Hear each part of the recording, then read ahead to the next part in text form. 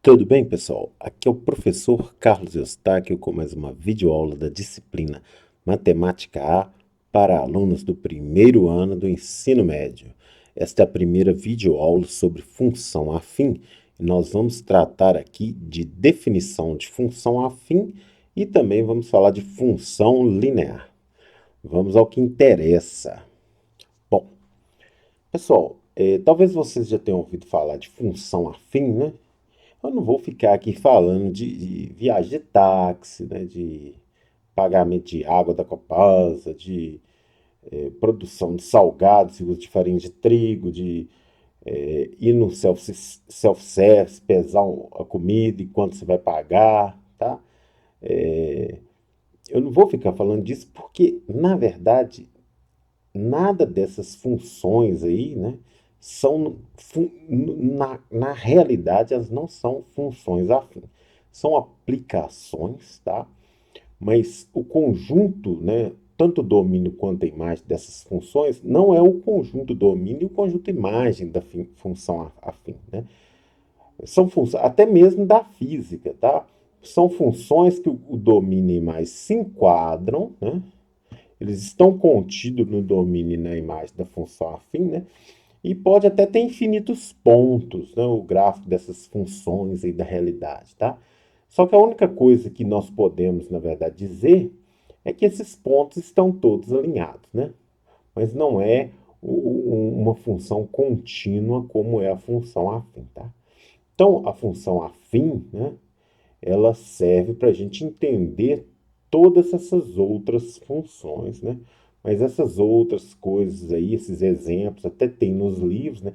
E às vezes fala que a função afim não é função afim, tá? É um erro matemático grave o que é feito, né? Infelizmente, né? Talvez por falta de conhecimento, né? Ou por falta, às vezes, de análise, raciocinar sobre a definição da função afim. Vamos lá.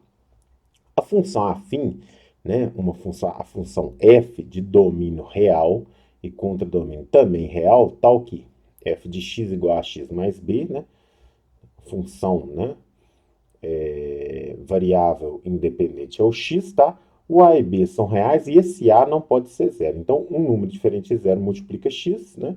Mais um outro número b aqui, até pode ser zero esse, tá? Essa função com esse formato é chamada de função afim, né? Ou função polinomial do primeiro grau. Muitos nem gostam desse nome aqui, né? Então vamos preferir função afim, tá bom? E tem até autores internacionais que chamam essa função polinomial do primeiro grau, né? Com subconjuntos aí, né? Domina um subconjunto dos reais, aí até podemos dizer, né? Talvez tenha essa confusão que outras funções, tá? E da nossa realidade, né, tenham essas características devido a alguns autores internacionais, mas essa aqui é F de R em R, tá? Então, nessa expressão AX mais B, o número A é o coeficiente de X, é claro, né? Estamos falando né, numa expressão aí literal, tá? Enquanto o número B é conhecido como termo independente ou constante, né? Então ele fica aqui isolado, né, a uma parcela aqui, tá? Adiante veremos que A e B recebem outros nomes especiais por causa da forma geométrica, né? Então eles recebem nomes especiais. Vamos começar aí com um exemplo algébrico já de aplicação, que é um exemplo clássico, né, da função afim. Temos que treinar muito isso aí, tá? Para dominar, né, a técnica de resolução, tá bom? Exemplo 1 aí. Considere a função afim f com f de x igual a x mais b, né? Se f de 3 igual a 1 e f de menos 2 igual a 5, então calcule o f de 1 mais o f de menos 1. Vamos lá. Primeira coisa, pessoal, esse aqui é o x, esse aqui é o y, esse aqui é o x, esse aqui é o y, né? Tem a ver com os pares ordenados, mas por enquanto não vamos falar de gráficos, tá bom? Não vamos falar de gráficos. Vamos lá. Substituir, montar sistema e resolver o sistema, tá? Então, ó, x3y1. Então vai ficar a vezes 3 mais b igual a 1. É isso. Lembrando que isso tudo é o y. Então, por isso que eu igualo isso tudo ao y, que no caso é 1. Então, temos aqui 3a mais b igual a 1. A segunda, né? X é menos 2, y é 5. Então, a vezes menos 2 mais b, né? Igual a 5. Então, menos 2a mais b igual a 5. Temos um sistema de incógnitas A, tá? E B. Então, é resolver o sistema, né? Resolver o sistema, calcular o A e o B e aí substituir depois aqui. Pessoal, toda função afim dá para resolver como? Você pega a primeira equação e subtrai da segunda, tá? Vou até colocar um símbolo de menos para ver se fica claro isso aqui, ó. Então, faz assim, monômio a monômio aqui, ó. 3a menos 2b, né? Primeiro eu vou repetir a primeira expressão, tá? Para ficar fácil, para vocês entenderem. Agora, menos a segunda, ó. Menos a segunda. Agora eu vou fazer a mesma coisa aqui, ó. 1 menos aqui esse segundo membro aqui, que é assim, tá? Menos ele. Então, bom. Agora fica fácil, ó. 3a mais b, menos vezes menos dá mais, tá? Menos vezes mais dá menos, né? 1 menos 5 menos 4. Gente, segredinho aqui é isso, ó. Como ela é afim, né? Se você faz a subtração, o B sempre dá para cancelar. Aqui, olha, lei do cancelamento aqui. Ó. E aí, o que nós temos? 3A mais 2A, 5A, que é igual a menos 4. Dividir ambos os membros por 5, né? Então, aqui nós temos A igual a menos 4 quintos. Professor, posso converter em decimal? Pode, tá? Mas não há necessidade. Agora, o que a gente faz? Substitui na primeira ou na segunda, tá? E simplesmente, ó, isolo B para ficar mais fácil. B igual a 1 menos 3A, né? E agora, o que eu vou fazer? Vou resolver até mais em cima aqui, ó. Agora, eu vou substituir o A aqui, né? B igual a 1 menos 3 vezes menos 4 quintos, né? Não dá para simplificar. Vai ficar fração, professor? Vai. B igual a 1 menos vezes menos mais, né? 3 vezes 4 quintos dá 3 vezes 4, 12. Lembrando que aqui tem 1 vezes 5, 5, né? Então vai ficar 12 quintos. MMC entre 1 e 5, né, gente? Lembrando que aqui tem 1, né? É 5. 5 dividido por 1, 5 vezes 1, 5. 5 dividido por 5, 1 vezes 12, dá 12, né? Então, B é igual a 17 quintos. Não se preocupe, tá? Quem que é a função f de x agora? Agora vamos lá. Ó. F de x é ax menos 4 quintos vezes x, mais o b, que é 17 quintos. Se ele fosse negativo, menos 17 quintos. Agora nós vamos calcular o f de 1 aqui, né? Mais o f de menos 1. Só substituir e somar, tá? Vamos lá, vamos lá. Segundo passo, f de 1. Vamos fazer, pode fazer por parte? Pode. 4 quintos vezes 1 mais 17 quintos, né? Isso aqui vai dar isso mesmo, né? Então, menos 4 mais 17 dá 13, né? Quintos. O f de menos 1, menos 4 quintos, substitui no lugar de x, vezes menos 1, né? Mais 17 quintos. Então, isso aqui vai ficar 4 quintos mais, porque menos vezes menos dá mais, né? 17 quintos. Isso aqui vai dar 21 quintos. Agora, somar os dois, f de 1 mais f de menos 1. Eu podia fazer direto, mas eu preferi não.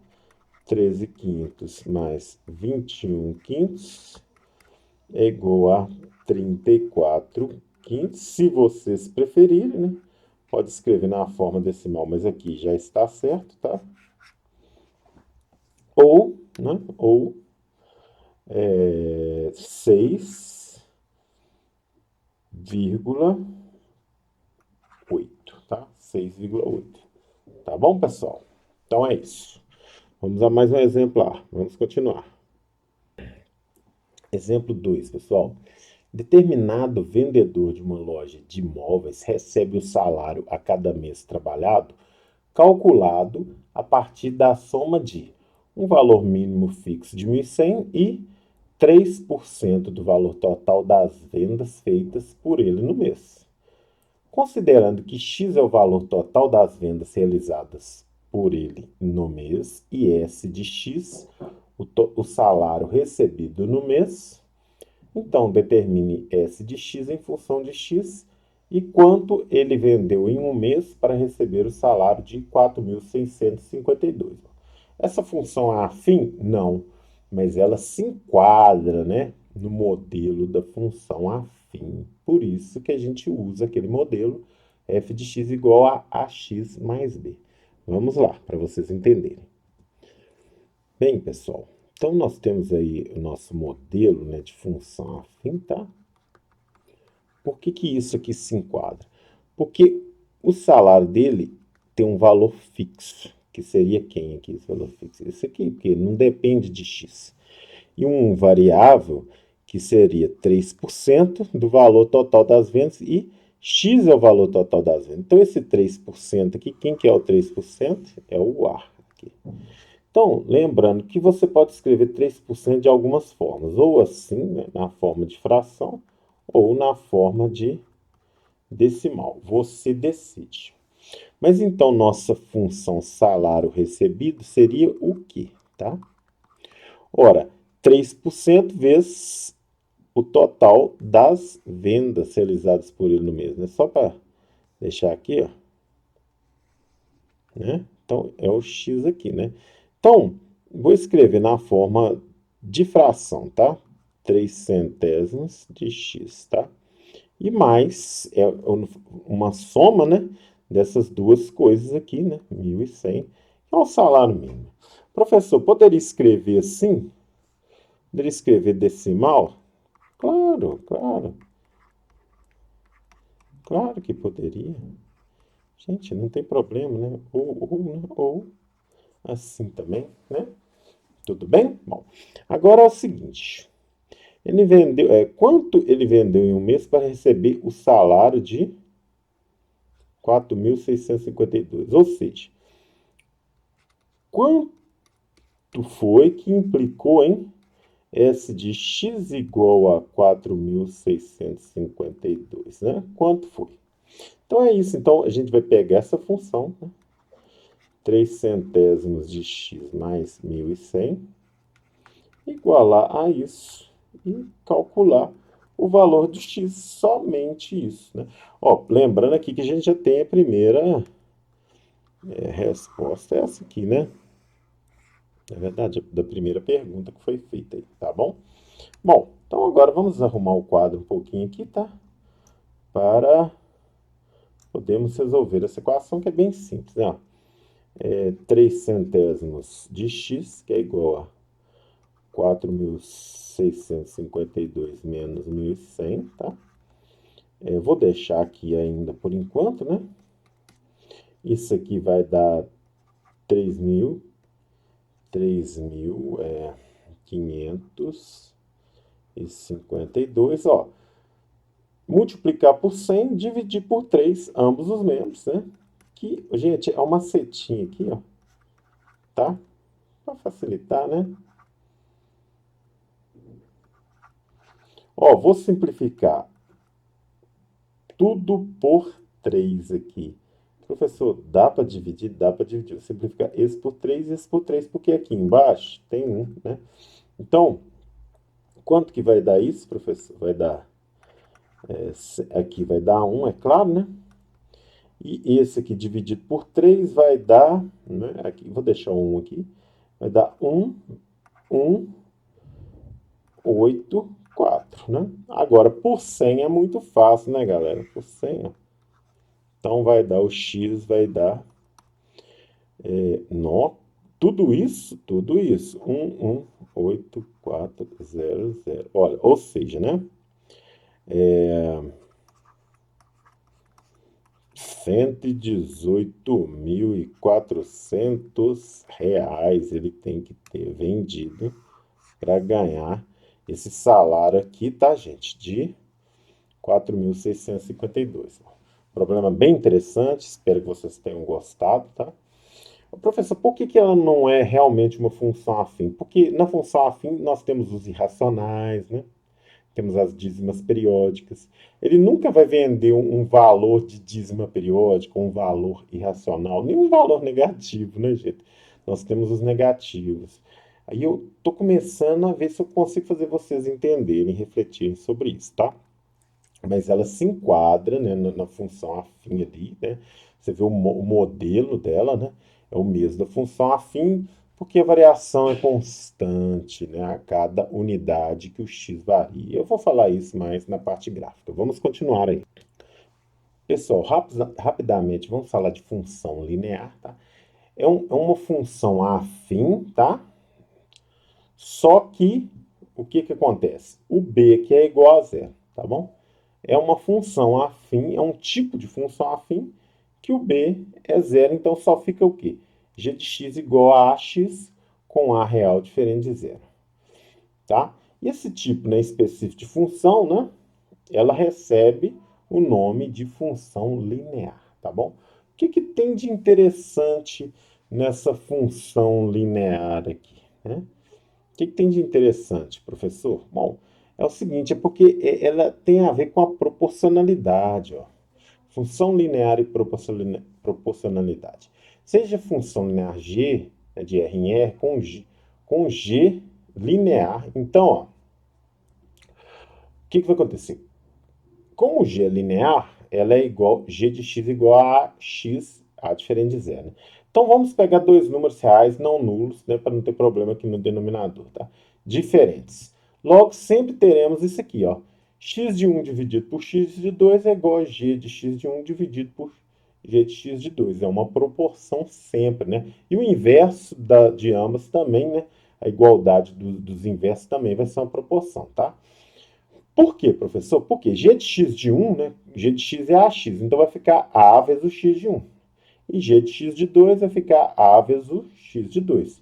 Simplificando a, que é um número positivo, é um número diferente de zero, né? Podemos simplificar. Fica isso, né? Que é o que nós estamos falando aqui.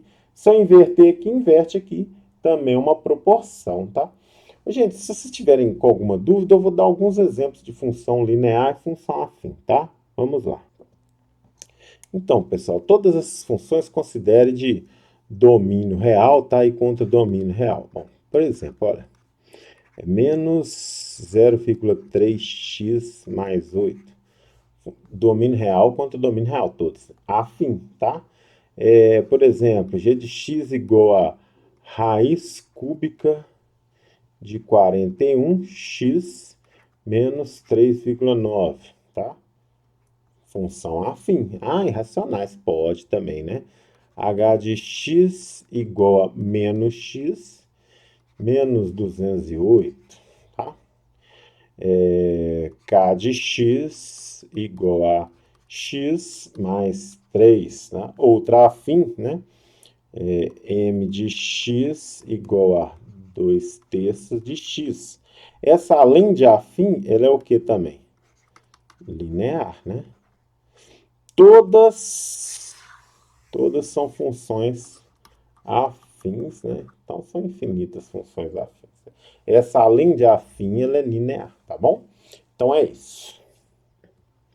Bem, pessoal, espero que vocês tenham gostado, tenham entendido essa primeira videoaula, né? Tenham entendido os conceitos e consigam identificar o que é uma função afim. Ó, tudo de bom, eu aguardo vocês na próxima videoaula. Até lá!